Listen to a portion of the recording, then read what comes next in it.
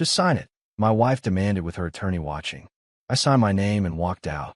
The next morning, her lawyer called, his voice a whisper. I ran a background check on him. Judith, who did you marry? She thought she'd married a simple contractor. She had no idea what I actually did for a living. My name is Elliot Garrison. I'm 59 years old, and for the last 32 years, I've made my living helping dying companies figure out how to distribute their assets without bleeding out in court. Bankruptcy restructuring, they call it. I prefer to think of it as building lifeboats while the ship's already sinking. It's methodical work, quiet work, the kind that teaches you to read the fine print and always have an exit strategy. I just never thought I'd need one for my own marriage. The day it all started to unravel was a Tuesday, October 15th. Judith was hosting her 47th birthday party at the house. Our house, though I've learned soon enough that our was a word with some pretty flexible definitions. She'd invited 30 people, most of them from her interior design circle. Champagne flutes, those little canapes nobody actually eats, a jazz trio she hired for atmosphere. I bought her a necklace, white gold, sapphires. Cost me $4,000, which she would have known if she'd ever bothered looking at her statements. I had it wrapped in cream paper with a silk ribbon.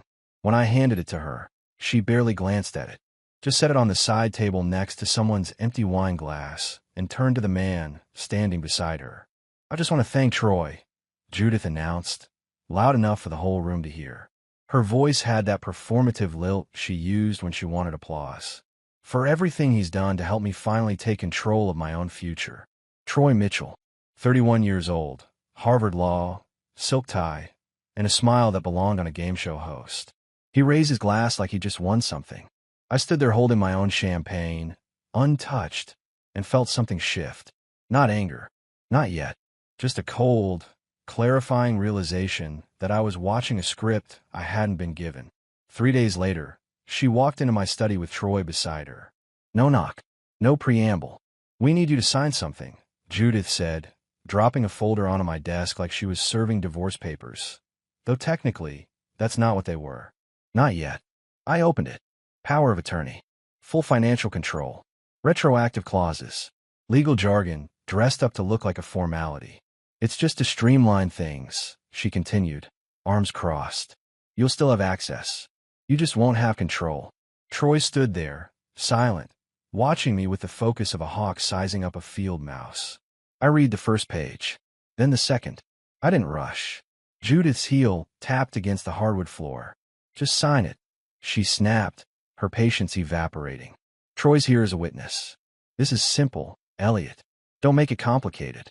I looked up at her, then at him, then back at the document, and I signed it. No argument.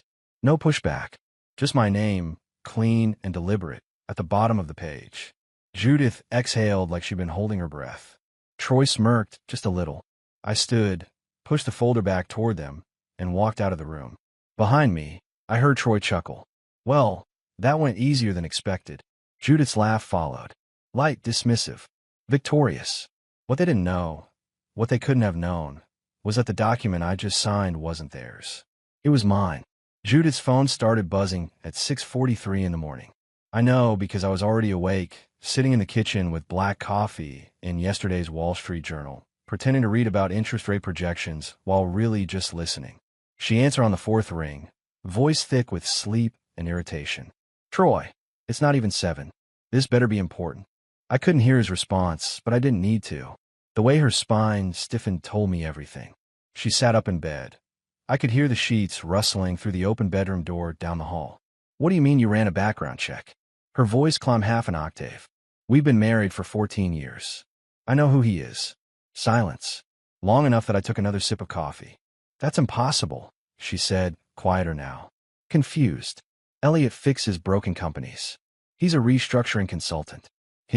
Troy cut her off. I imagined him pacing his pristine downtown office, tie already loosened, realizing he'd walked into something he wasn't prepared for. Judith. She whispered his name like she was trying to anchor herself. Who did I marry? I set my mug down gently. Didn't make a sound. She appeared in the kitchen doorway 3 minutes later, barefoot, silk robe hanging open over pajamas, phone clutched in her hand like a lifeline. Her face was pale, eyes red-rimmed, not from crying, from panic. "We need to talk," Judith said. I folded the newspaper slowly, deliberately. "About?" "Troy says you're not just a consultant." "I'm not," I replied calmly. "I'm a bankruptcy restructuring specialist." "I thought you knew that." She shook her head, frustration bubbling up. "He said you've worked with the Justice Department, that you testified in federal cases, that you—" She stopped, searching for words. "That you've taken apart billion-dollar corporations. When they deserved it." "Yes." Her hand trembled slightly. "Why didn't you ever tell me?" I met her eyes. "You never asked, Judith. In 14 years, you never once asked what I actually did. You just care that the check's cleared." She flinched like I'd slapped her. "Troy also said—" She hesitated, voice dropping. "He said the document I had you sign. There's a clause. Something about third-party legal influence." "There is," I confirmed. "What does that mean?" I stood, rinsed my coffee mug in the sink, and turned to face her. "It means the moment you brought an attorney into our home to pressure me into signing away my financial rights, you activated a failsafe I wrote into that document 7 years ago. The power of attorney you think you have, it voided itself the second Troy walked through that door." Judith's mouth opened. "Closed. That's not possible." "It's entirely possible. I built that clause specifically for this scenario. You want to control, Judith. I gave you pen and paper. What you didn't realize is that I'd already drawn the borders of the battlefield." She stepped back, steadying herself against the doorframe. "So what happens now?" "Now." I picked up my car keys from the counter. "Now you call Troy back and ask him to explain the rest of what he found. Because if he did his job right, he also discovered that our joint accounts were restructured 32 days ago, that the house title's been held in a closed trust since 2018, and that your access to anything with my name on it expired the moment you decided I was an obstacle instead of partner." Her face drained of color. "You're lying." "I don't need to lie, Judith. I just needed you to underestimate me." I walked past her toward the garage. "Oh, and one more thing. That necklace I gave you at your party, the one you didn't bother opening, it's worth $4,200. You might want to sell it. You're going to need the cash." I left her standing there, phone buzzing in her hand, Troy probably calling back with more bad news. The garage door closed behind me with a soft, final click. The county clerk's office smelled like old paper and burnt coffee. I'd been there twice before, once to file the original trust documents, once to update them when Judith started getting too interested in our financial future. Both times, I'd walked out with exactly what I needed: legal protection wrapped in bureaucratic anonymity. Judith showed up 3 days after our kitchen confrontation. I knew because Margaret called me from her office up north. "Your wife just tried to pull the property deed," Margaret said, her voice calm and professional as always. Clerk told her there's no record of her name on the title. I was standing in a hardware store parking lot in Burlington, 50 miles from home, picking up supplies for a project that didn't exist. Just keeping busy, staying visible, letting her flail. "How'd she take it?"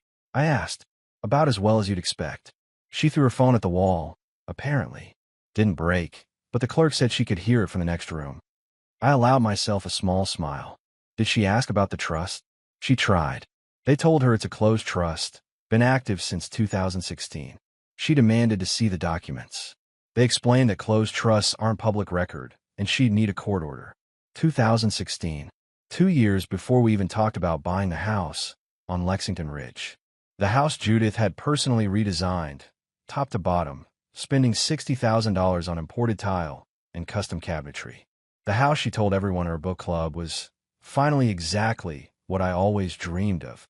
The house that had never, not for a single day, belonged to her. She's still there. I asked Margaret. "Left about 10 minutes ago. Looked like she was heading to a lawyer's office." "Let me guess. Troy's." Margaret chuckled softly. "Probably. You want me to do anything?" "No. Just keep the files locked. She'll try again. They always do." I hung up and stood there for a moment, keys in hand, watching a young couple load paint cans into their trunk. They were laughing about something, probably arguing over colors, probably thinking they were building a life together. I used to think that too. My phone buzzed. A text from a number I hadn't seen in 6 years. "Dad, we need to talk. Call me. Lauren." I stared at the message. Lauren, my daughter from my first marriage. 34 years old. Marine JAG officer turned civilian defense attorney. We'd been estranged since Judith came into my life. Not because Lauren hated her, but because Judith made it clear there wasn't room for both of them. I called. She picked up on the first ring. Took you long enough. I'm in a parking lot in Burlington, I said. What's going on? I got a very interesting phone call this morning, Lauren replied. Her voice had that sharp, controlled tone she used in court. From a man named Troy Mitchell. He wanted to know if I had any information about trust structures you might have established before your current marriage. My jaw tightened. What did you tell him? I told him to go to hell, and hung up. A pause. Then I call Margaret. She filled me in. She shouldn't have. Dad, stop. Lauren's voice softened, just slightly. I'm not calling to judge you. I'm calling because I want in. I leaned against my truck. And on what? Whatever you're doing to protect yourself from that woman. I've been waiting for this phone call for 8 years.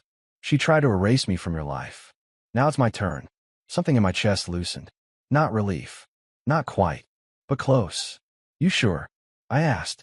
I'm a lawyer, Dad. I spent 4 years in the Marine Corps prosecuting fraud cases. You think I'm going to let some interior designer and her boy toy attorney take apart my father? I smiled. A real one this time. When can you get here? I'm already on my way. I'll be there by tonight. Troy Mitchell's office was in a glass tower downtown, the kind of building that screamed ambition but whispered insecurity. I'd never been inside, but I'd done my research. He graduated from Harvard Law 6 years ago, passed the bar on his second try, and spent most of his career chasing personal injury cases and estate disputes. He was good at looking competent. He just wasn't competent. Judith scheduled an emergency meeting with him the day after the county clerk incident. I know because Troy made the mistake of sending her a calendar invite through their shared Google account, which I still had access to. Old habit. Never assume someone's logged you out. I didn't attend the meeting. I didn't need to. But Lauren did. She walked into Troy's office at 2:15, 20 minutes after Judith arrived, dressed in a charcoal suit and carrying a leather briefcase that had seen more courtrooms than Troy ever would. According to Lauren's account later that evening, Judith's face went white the moment she walked in. What are you doing here? Judith demanded. Lauren didn't sit. She stood at the head of the table, opened her briefcase, and pulled out a folder. I'm here representing Elliot Garrison in matters related to asset protection and trust administration, Lauren said coolly. I understand you've been trying to access property records that don't belong to you. Troy cleared his throat. Miss Garrison, this is a private consultation. It stopped being private the moment you called me this morning asking about my father's financial structures, Lauren interrupted. That was a mistake, Mr. Mitchell. A big one. She slid a document across the table. Troy picked it up. His face went pale. What is this? Judith whispered. It's a cease and desist, Lauren explained. You are hereby notified to stop all attempts to access, alter, or claim ownership of any assets held under the Garrison Family Trust, established in 2016. Any further action will be considered harassment and will be met with legal consequences. Judith's hands shook. That's my house. No, Lauren said simply. It's not. It never was. You've been living in a property owned by a closed trust, of which you are not a beneficiary. You have no legal claim to it, no ownership stake, and, as of 72 hours ago, no residency rights. You can't kick me out of my own home. Again, Lauren said, her voice colder now, it's not your home. And yes, we can. The trust documents include a clause allowing for immediate revocation of residency in cases of financial malfeasance or attempted theft. Bringing an attorney into the home to coerce my father into signing over his assets qualifies. Troy finally found his voice. This is absurd. We'll fight this in court. Lauren turned to him, and I imagine the look she gave him was the same one she used on hostile witnesses. You're welcome to try, Mr. Mitchell. But let me save you some time. I've prosecuted fraud cases for the Marine Corps. I've dismantled shell corporations in federal court. And I've spent the last 6 hours reviewing every document you filed on behalf of Mrs. Garrison. She tapped the folder. You missed the residency clause. You missed the coercion activation. And you missed the fact that the power of attorney you witnessed was voided the second you walked into that room. Troy's mouth opened. Closed. So here's what's going to happen, Lauren continued.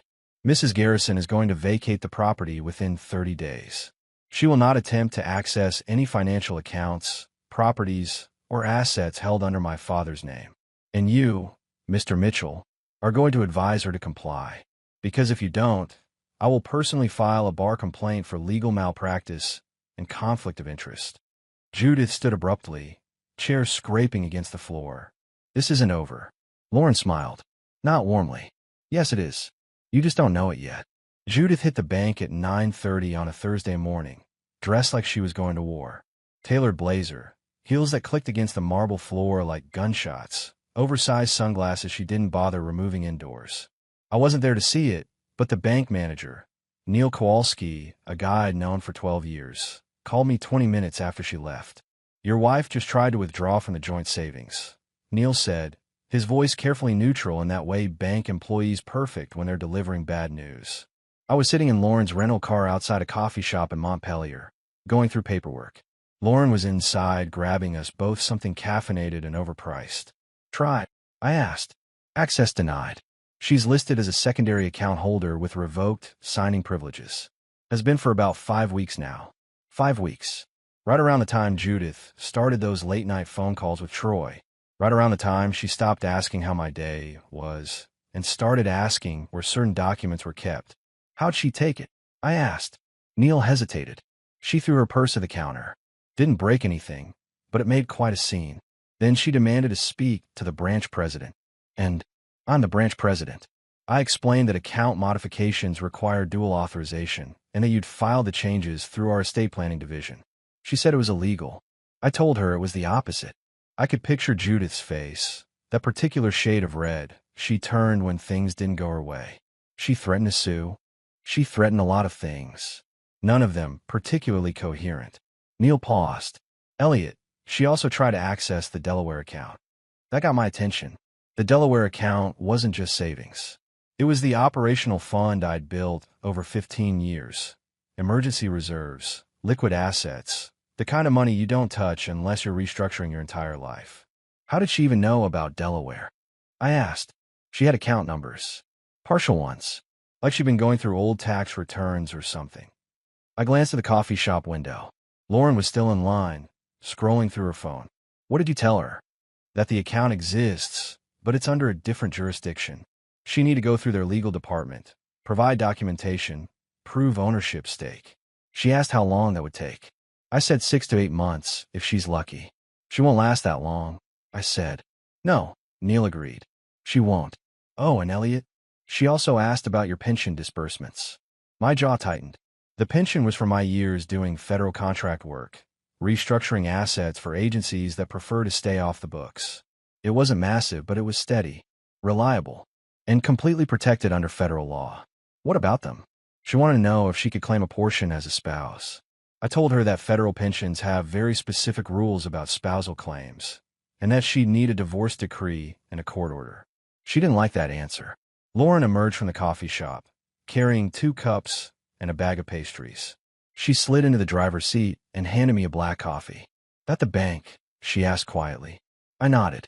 Judith tried to drain the accounts. Lauren smiled, sharp and satisfied. Good. Let her try. The more she pushes, the more documented evidence we have of financial overreach. Neil was still on the line. There's one more thing. She asked about a medical account. Said there was some kind of surgical expense account she needed access to. I froze. What surgical account? She mentioned a clinic. Something about outstanding balances. She seemed pretty desperate about it. After I hung up, Lauren was watching me with that calculating expression she'd inherited from her mother. What surgical account? She asked. I have no idea, I said honestly. I don't have any medical accounts set up for her. Lauren pulled out her laptop, fingers already flying across the keyboard. Give me 5 minutes. 4 minutes later, she turned the screen toward me. It was a billing statement from a cosmetic surgery clinic in White Plains. The patient name, Judith Garrison. The procedures, rhinoplasty, chin augmentation, eyelid lift. The total, $127,000. I stared at the number. She never mentioned any of this. Because she paid for it using a credit card linked to your business accounts, Lauren said, scrolling down. Look at the payment history. She's been making minimum payments for 18 months. The balance is ballooning because of interest. How is that even possible? You gave her a supplementary card for business expenses, remember? Dinners with clients, design consultations, that kind of thing. She's been using it for personal procedures and hiding the statements. I felt something cold settle in my stomach. Not anger. Not betrayal, just a deepening understanding of how long this had been going on. Can they come after me for this? I asked. Lauren shook her head. Not if we play it right. The card's in her name. The account's flagged as supplementary, not joint. We can make the case that she committed fraud by misusing business credit for personal expenses. The clinic might not be happy, but they'll go after her, not you. She closed the laptop. Dad, how much else don't you know? I looked out the window at the quiet street, the autumn leaves drifting down, the ordinary people living ordinary lives. I'm starting to think everything, I said. The envelope arrived at Judith's sister's house on a Monday afternoon. I know because Caroline, Judith's younger sister, the one who'd always been skeptical of me, called Judith in a panic, and Judith, in turn, called Troy. And Troy, because he was sloppy and overconfident, CC'd Judith on an email to his paralegal that accidentally went to an old group chain I was still copied on. Technology. It betrays the careless. The envelope contained photographs. Not explicit, not illegal, just deeply, politically inconvenient. Judith and Congressman Peter Aldrich. At a restaurant in Hartford. At a fundraiser in Greenwich. Getting into his car outside a hotel in Stamford. The photos were dated, time-stamped, and remarkably high resolution. Professional work. The kind you hire someone for when you want documentation, not just gossip. Peter Aldrich was 52, married, father of 3, and running for his 4th term in Connecticut's 2nd District. He was also the recipient of $48,000 in campaign contributions over the past 2 years. Contributions that came from shell LLCs I traced back to accounts Judith had access to. My accounts. Lauren laid the photos out on the table in her hotel room like evidence in a trial. Which in a way they were. When did you take these? I asked. I didn't, she replied. I hired someone. A retired investigator I worked with in the Corps. He's been following her for 3 weeks. I picked up one of the photos. Judith and Aldrich, sitting close, her hand on his arm. The date stamp read September 23rd. 3 weeks before her birthday party. 3 weeks before she demanded I sign over control. You think they were planning this together? I asked. Lauren shrugged. Maybe. Or maybe she just needed someone with influence. Aldrich has connections. Legal connections, financial connections. If she wanted to move money around quietly, he'd be a useful ally. And the campaign contributions? Illegal, Lauren said flatly. You can't funnel personal money into political campaigns through shell companies. That's textbook finance violation. If this gets to the FEC, Aldrich is finished. And Judith goes down with him. I set the photo down. You planning to send this to someone? Not yet. But I made copies. Lots of copies. And I've already sent one set to a journalist I trust. She's sitting on it for now. But if Judith pushes this fight into court, if she tries to claim you're hiding assets or acting in bad faith, these go public. I looked at my daughter. 34 years old. Sharp as a blade. Loyal in a way I didn't deserve. When did you get so ruthless? I asked quietly. She met my eyes. I learned from you, Dad. You taught me that preparation isn't paranoia. It's survival. My phone buzzed. A text from an unknown number. We need to talk. This is Peter Aldrich. I showed Lauren. She smiled. That was fast, she said. I called the number. Aldrich picked up on the second ring. Mr. Garrison, he said, voice tight. Professional. Scared. I think there's been a misunderstanding. Has there? I received some photographs today. Very concerning photographs. I want you to know that my relationship with your wife has been entirely professional. Is that what you call $48,000 in illegal campaign contributions? I asked. Professional. Silence. Mr. Garrison, I don't know what you think you know. I know enough to end your career, Congressman. I know you've been taking money laundered through LLCs tied to accounts I control.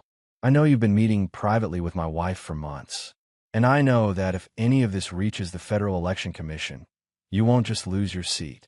You'll face criminal charges. His breathing was audible now. Shallow. Panicked.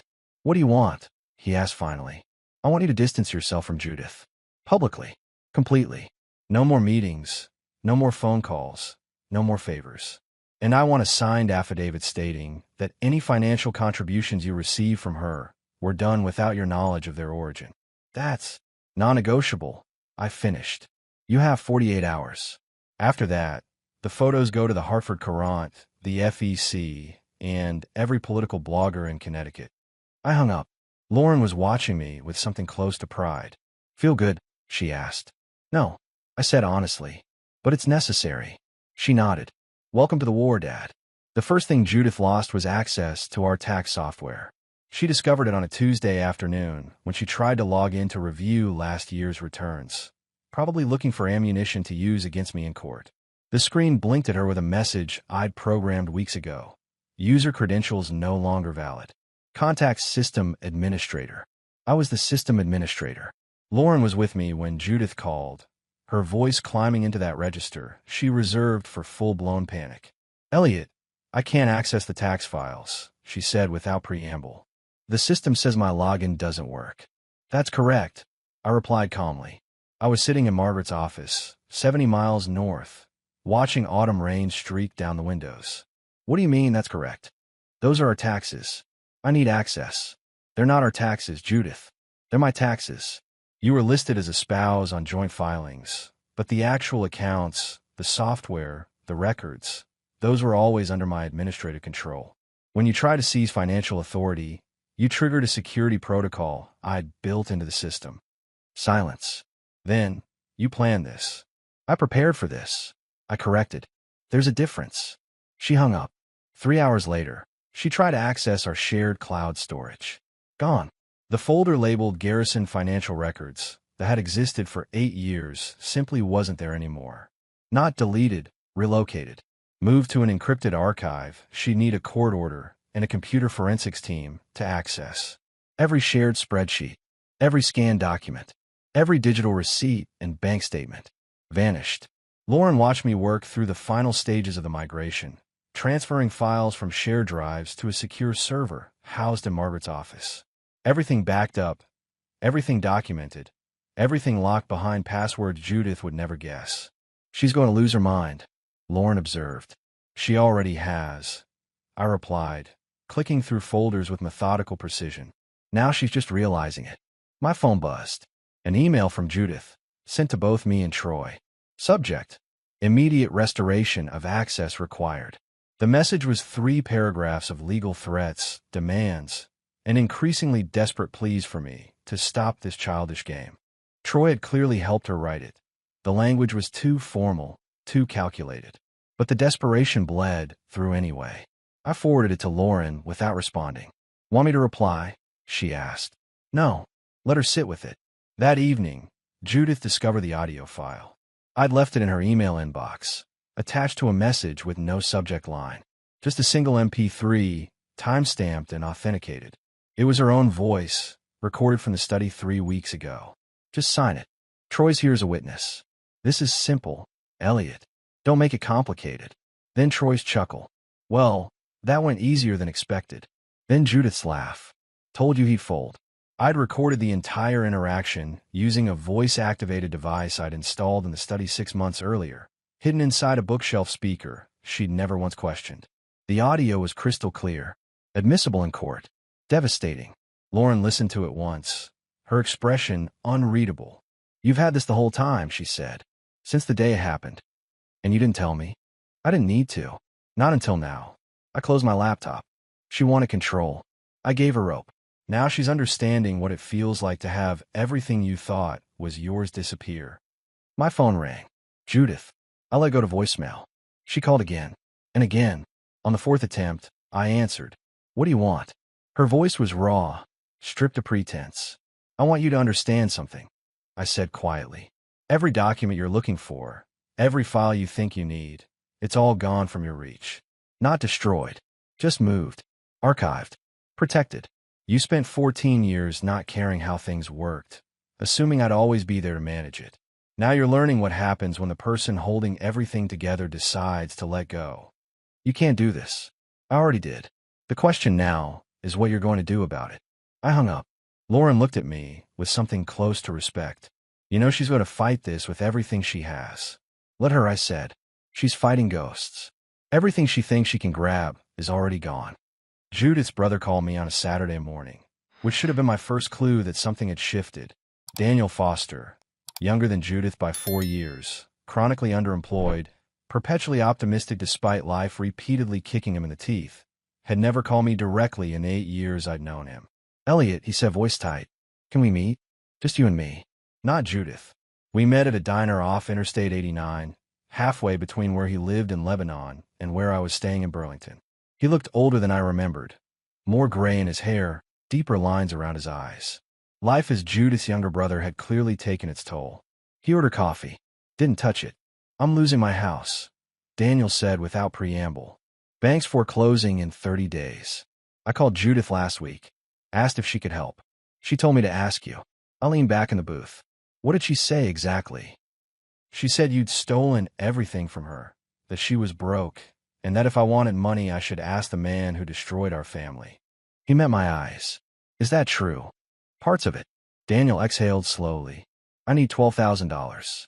That's it. Enough to catch up on payments and keep the roof over my kids' heads. I've got a job lined up starting next month.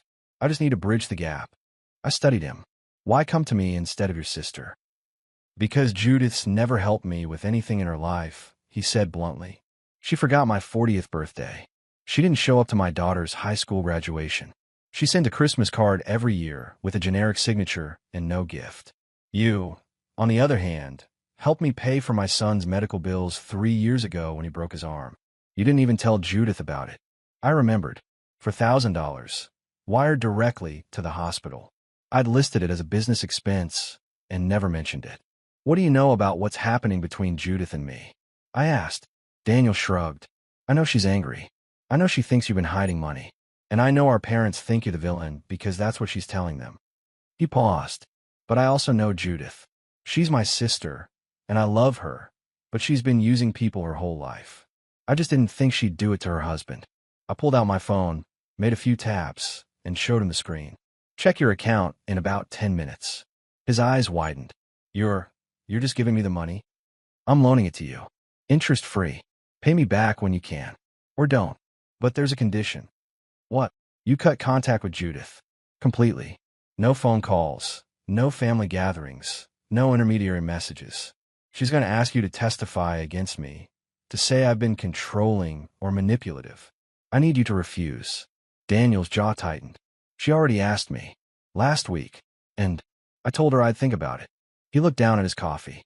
"But the truth is, Elliot, you've been more family to me than she has. I'm not going to lie in court just because we shared DNA." We shook hands. When I left the diner, I had one less enemy in Judith's corner. That afternoon, Lauren met me at a storage unit on the outskirts of Montpelier. Inside were 17 boxes, each carefully labeled and inventoried. Antique furniture, sterling silver tea sets, oil paintings, jewelry. Every piece had belonged to my mother. "This is what Judith sold?" Lauren asked, running her hand over a mahogany writing desk. "Over 3 years," I confirmed.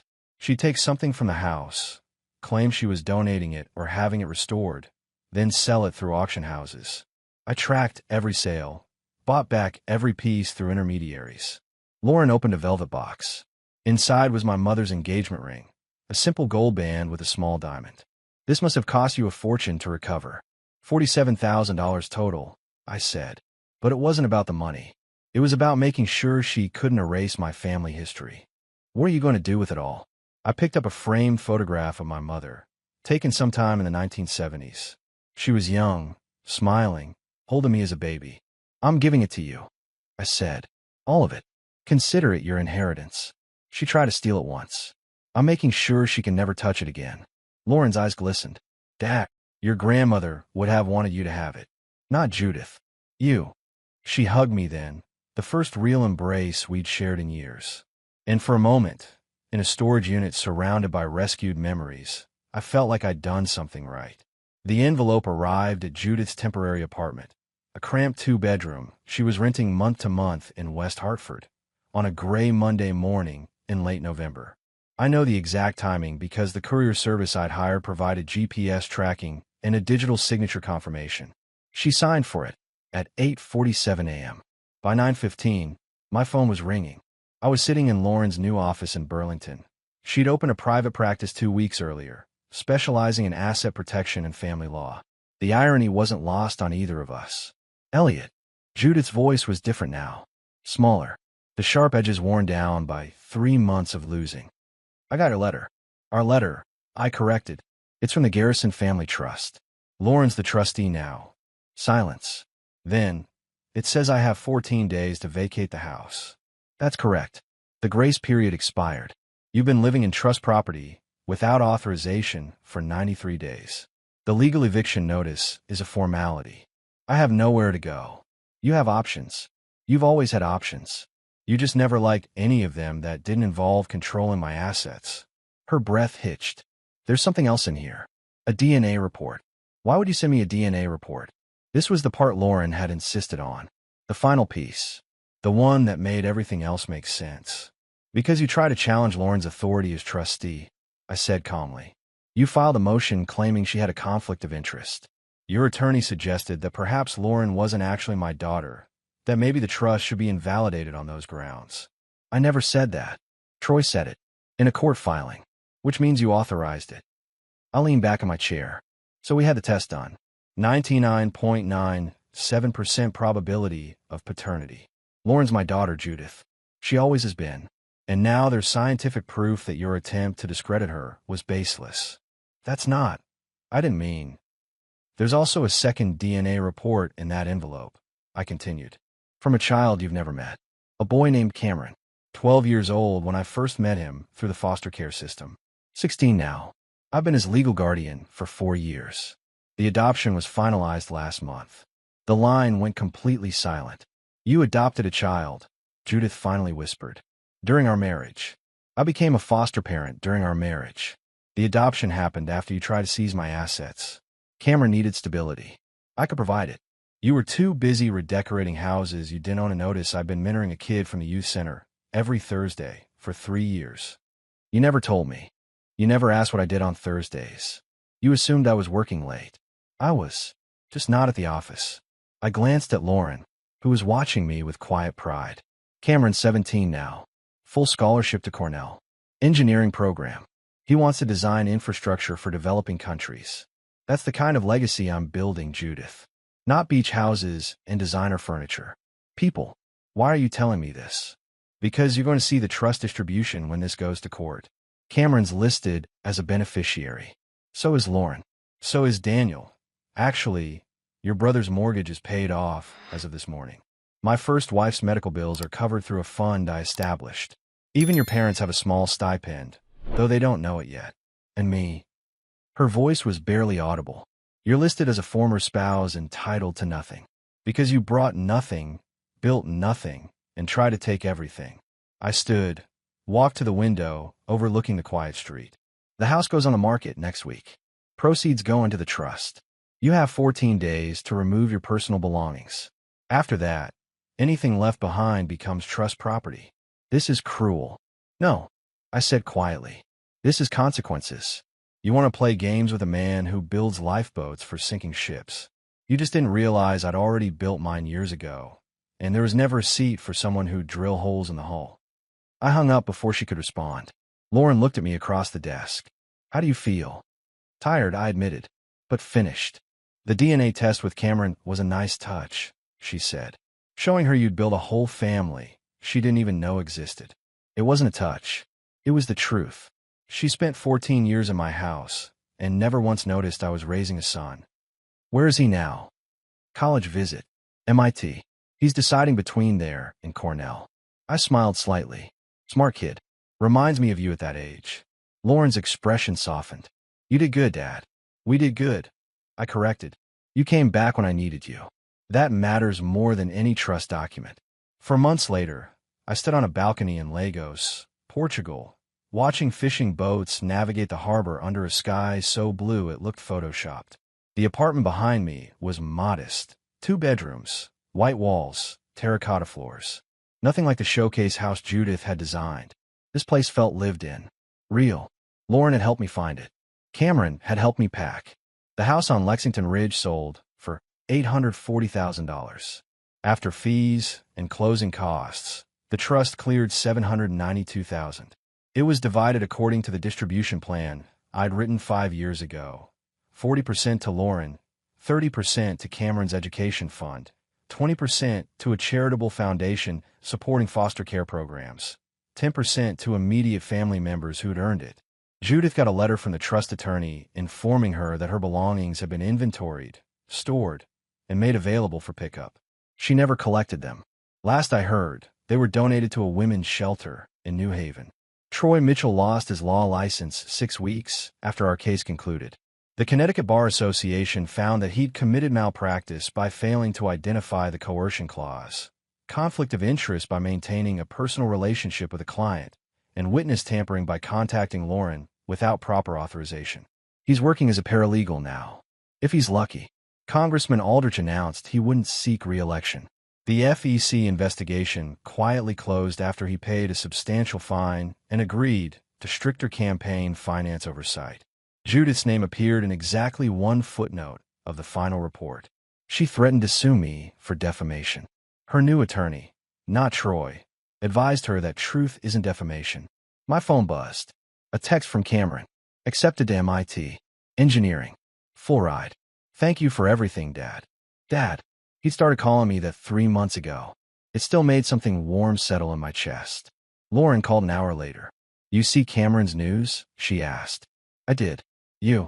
He texted me right after you. Said his annoying older sister would want to know. She laughed. I like this kid. He likes you too. Says you're scarier than his calculus professor. Good.